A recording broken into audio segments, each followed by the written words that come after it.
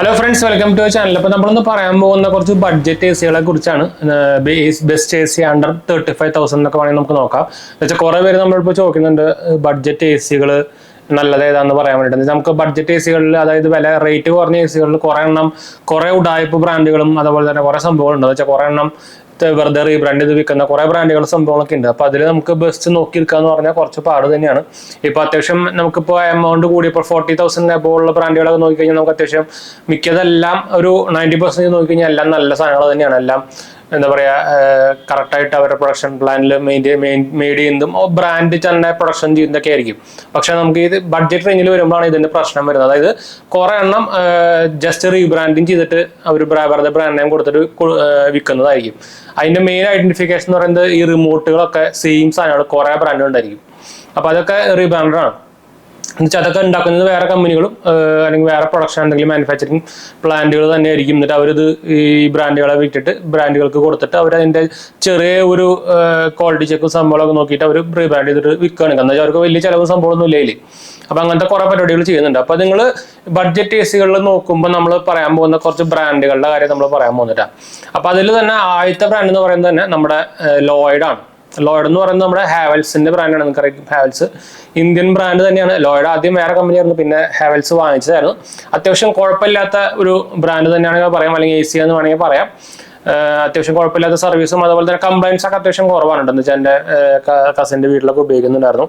അപ്പോൾ അതിപ്പോഴും വലിയ കംപ്ലൈൻസുകളൊന്നുമില്ല. ചെറിയ ചെറിയ മൈനർ കംപ്ലൈൻസ് നമ്മളൊക്കെ വരുന്നുണ്ട്. പക്ഷെ എന്നാലും സർവീസും വലിയ കുഴപ്പമില്ലാത്ത സർവീസ് എന്നൊക്കെ പറയാറ് മെജോറിറ്റി ഏരിയസിലും ഇവർക്ക് സർവീസ് ഉണ്ട്, അല്ലെങ്കിൽ തേർഡ് പാർട്ടി സർവീസാണ് വരിക. എന്നാലും വലിയ പ്രോബ്ലം ഇല്ലാണ്ട് തന്നെ പോകുന്നുണ്ട്. അപ്പോൾ ഹാവൽസ് നിങ്ങൾക്ക് നോക്കാവുന്ന ഒരു ബ്രാൻഡ് തന്നെയാണ് കേട്ടോ. പിന്നെയാണ് കാരിയർ. നിങ്ങൾക്ക് ആയിരിക്കും അതൊരു ഫോറിൻ ബ്രാൻഡാണ്. പക്ഷെ അത്യാവശ്യം നമുക്ക് നല്ല റേറ്റ് കുറഞ്ഞിട്ടൊക്കെ നമുക്ക് ആമസോണിലൊക്കെ നോക്കിക്കഴിഞ്ഞാൽ നമുക്ക് 30 താഴെയും അല്ലെങ്കിൽ 32 ആ റേഞ്ചിലൊക്കെ നമുക്ക് സുഖമായിട്ട് കിട്ടുന്നുണ്ട്. അപ്പോൾ കാരിയറും നല്ല ബ്രാൻഡ് തന്നെയാണ്. എന്തായാലും ഹൈലി റെക്കമെൻഡഡ് ബ്രാൻഡ് തന്നെയാണ്. പക്ഷേ സർവീസ് ചില ഏരിയയിൽ ഡയറക്റ്റ് സർവീസുകളില്ല, തേർഡ് പാർട്ടി സർവീസുകളാണ്. അതും വലിയ കുഴപ്പമില്ലാത്ത സർവീസും അതുപോലെ തന്നെ കംപ്ലൈൻസ് ഒക്കെ ഭയങ്കര മിനിമലാണ്. വലിയ പ്രൊഫഷണലൊന്നുമില്ല. നല്ല ക്വാളിറ്റീസ് ആണെന്ന് തന്നെ അവരുടെ എ സികളൊക്കെ കേട്ടോ. അപ്പോൾ നിങ്ങളൊരു ബഡ്ജറ്റ് എ സികളൊക്കെ നോക്കുന്നുണ്ടെങ്കിൽ നിങ്ങൾക്ക് നോക്കാവുന്ന വേറെ ബ്രാൻഡാണ് കാരിയർ കേട്ടോ. പിന്നെ വരുന്നതാണ് നമ്മുടെ ബ്ലൂ സ്റ്റാറും വോൾട്ടാസും. അത്യാവശ്യം നമ്മുടെ ഇന്ത്യൻ ബ്രാൻഡുകളിൽ ഭയങ്കര പേര് കേട്ട സംഭവം, രണ്ടും വലിയ പേര് കേട്ട സംഭവം തന്നെയാണ്. അപ്പോൾ നിങ്ങൾക്ക് അറിയാം. അപ്പോൾ ഇതിൽ ഈ രണ്ടെണ്ണത്തിലും അത്യാവശ്യം കുഴപ്പമില്ലാന്ന് പറയുന്നത് ബ്ലൂ സ്റ്റാർ തന്നെയാണ്. വോൾട്ടാസിനായിട്ട് കുറച്ചുകൂടി ഇംപ്രൂവ്ഡും അതുപോലെ തന്നെ സർവീസൊക്കെ നോക്കിക്കഴിഞ്ഞാൽ നിങ്ങൾക്ക് കുറച്ചുകൂടി ബെറ്റർ ബ്ലൂ സ്റ്റാർ തന്നെയാണ്. എന്നാലും പക്ഷേ എന്താ പറയുക, കിടിലൻ സംഭവം ഒന്നും പറയാനില്ല. പക്ഷെ വലിയ കുഴപ്പമില്ലാത്ത ഇതും ആവറേജ് കാറ്റഗറിയിൽ തന്നെ വരുന്ന സംഭവം തന്നെയാണ് കേട്ടോ. അപ്പോൾ നിങ്ങൾക്ക് ഈ 4 ബ്രാൻഡുകൾ എന്തായാലും ധൈര്യമായിട്ട് നോക്കാം. കുറേ പേര് ചോദിക്കുന്നുണ്ട് നമ്മൾ ഹയ്യർ ഞാൻ തീരെ റെക്കമെൻഡ് ചെയ്യുന്നത്. ഭയങ്കരമായിട്ട് കംപ്ലൈൻസ് വരുന്നുണ്ട്. അതുപോലെ തന്നെ സർവീസും വലിയ കാര്യമൊന്നുമില്ല, പത്തറ്റിക്കാണ്. കംപ്ലൈൻസുകളാണ് ഭയങ്കരമായിട്ട് ഇഷ്യൂ. എന്ന് വെച്ചാൽ ഭയങ്കരമായിട്ട് കംപ്ലൈൻറ്റ് വരുന്നുണ്ട്. ഇപ്പോൾ പുതിയ സാധനങ്ങൾക്കൊക്കെ പെട്ടെന്ന് തന്നെ ഒരു മാസത്തിനുള്ളിൽ തന്നെ കുറേ കംപ്ലൈൻസ് ഒക്കെ ഇപ്പോൾ എടുത്തവർക്ക്. ഇപ്പോൾ എൻ്റെ കുറച്ച് ഫ്രണ്ട്സുകൾ ഹയ്യർ നമ്മുടെ കടകളിൽ പോയിട്ട് അവർ കമ്മീഷൻ കൂടുതലുള്ളതാണല്ലോ റെക്കമെൻഡ് ചെയ്യുക.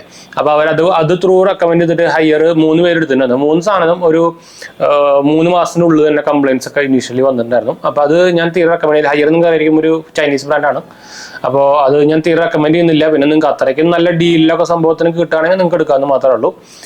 പിന്നെ ഹയ്യറും അതുപോലെ തന്നെ റീബ്രാൻഡായിട്ട് സംഭവങ്ങൾ തന്നെ കുറേ ഇറക്കുന്നത് കേട്ടോ. അപ്പോൾ പിന്നെ കുറേ പേര് ചോദിക്കുന്നതാണ് ഹിറ്റാച്ചിനെ കുറിച്ച്. ഹിറ്റാച്ചി സംഭവം എന്താ വെച്ചാൽ ഡയറക്റ്റ് കമ്പനി പ്രൊഡക്ഷൻ അല്ലത്, ഒരു സംഭവം റീബ്രാൻഡഡ് ആണ്. പക്ഷെ കംപ്ലൈൻസ് ഒക്കെ കുറവാണ്. പക്ഷെ എന്നാലും സർവീസ് ഒക്കെ ഭയങ്കര മോശമാണ് കേട്ടോ. അപ്പോൾ ഹിറ്റാച്ചി അതുകൊണ്ട് ഞാൻ റെക്കമെൻഡ് ചെയ്യുന്നില്ല. നല്ല ഇതുപോലെ തന്നെ നല്ല നിങ്ങൾക്ക് വാല്യൂ ഫോർ മണിയിൽ കിട്ടുകയാണെങ്കിൽ നിങ്ങൾക്ക് ഇതൊക്കെ വാങ്ങിക്കാം. അതുപോലെ തന്നെ ഗോദ്രേജും റീബ്രാൻഡിന്റെ പരിപാടി തന്നെയാണ്. നിങ്ങൾക്ക് ഞാൻ നേരത്തെ പറഞ്ഞ പോലെ തന്നെ നിങ്ങൾക്ക് നല്ല ഡീലിൽ പ്രൈസിൽ നല്ല വാല്യൂ ഫോർ മണിക്ക് കിട്ടുകയാണെങ്കിൽ നിങ്ങൾക്ക് എടുക്കാം.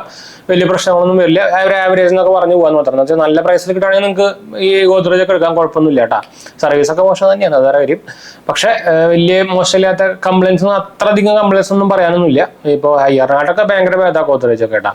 അപ്പോൾ അങ്ങനത്തെ രീതിയിൽ നിങ്ങൾക്ക് എടുക്കാം. എന്ന് വെച്ചാൽ ഈ ബഡ്ജറ്റ് റേഞ്ചിൽ കുറേ എണ്ണം ഇപ്പോൾ ഞാൻ നേരത്തെ പറഞ്ഞ പോലെ തന്നെ ഇപ്പോൾ 3 ബ്രാൻഡ് എടുത്തു കഴിഞ്ഞാൽ ചിലപ്പോൾ അതൊക്കെ ഉണ്ടാക്കുന്ന ഒരു മാനുഫാക്ചറിങ് കമ്പായിരിക്കും.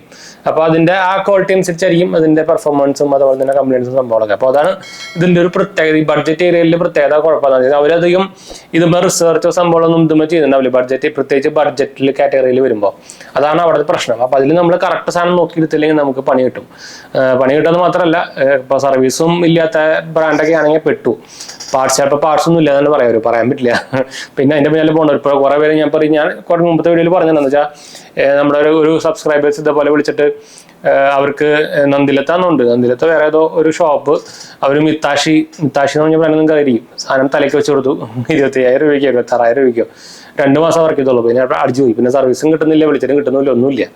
അപ്പൊ ഇതാണ് കുഴപ്പം. നമ്മൾ വലിയ കാശ് ലാഭിക്കാൻ പോയി കഴിഞ്ഞാൽ ചിലപ്പോൾ നല്ല പണിയും കിട്ടും. അപ്പൊ നല്ല ബ്രാൻഡ് നോക്കി വാങ്ങിക്കാൻ മറക്കരുതിട്ടാ. മിത്താശി എന്ന ഏരിയയിലേക്ക് പോരുത്, എടുത്ത് ദൂരൊക്കെ അറിയാം. മിത്താശിയൊക്കെ കണ്ടു കഴിഞ്ഞാൽ ഒക്കെ തനി തല്ലിപ്പൊളി സാധനമാണ്. ഏറ്റവും ലോക്കൽ സാധനം പറയണത് കൊടുക്കില്ല, അത് പരിപാടിയാണ്.